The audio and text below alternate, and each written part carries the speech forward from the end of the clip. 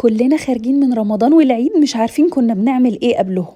تعالوا اقول لكم بقى ازاي نعمل اكلة سهلة وسريعة ونشجع نفسنا كده ونبدأ واحدة واحدة. نرجع تاني للروتين بتاعنا قبل رمضان والعيد، هنعمل احلى فطيرة في الحياة. عندنا كده لفة جلاش متهربدة بقى ومتقطعة ومتفتفتة أو حتى لو سليمة، دي أسرع وأسهل طريقة لعمل الجلاش من غير أي زيوت ولا دهون زيادة ولا طبقات ولا فرد ولا أي حاجة.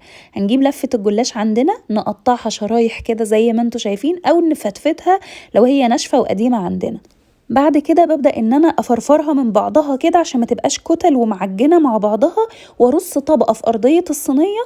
وبعدين هجيب كوباية لبن وبيض وملح وفلفل اسود وبابريكا وباكت من البيكنج باودر، واضرب الخليط ده كويس على بعضه واحط نصه على الجزء بتاع الجلاش اللي احنا حطيناه في الارضية من غير سمنة ولا زيت ولا اي حاجة. نحشيه بقى اي حشوة عندنا. انا دي لحمة مفرومة كنت معصجاها عندي في الفريزر، ورجعت خدت الجزء الباقي من الجلاش فردته كويس كده وضغطت عليه بايدي وحطيت عليه الباقي الخليط بتاعي.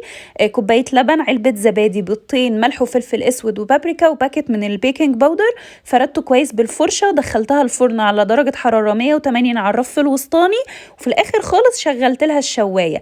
عايزه اقول لكم طالعه خطيره وخفيفه وطعمها تحفه. جربتوها قبل كده من غير دهون؟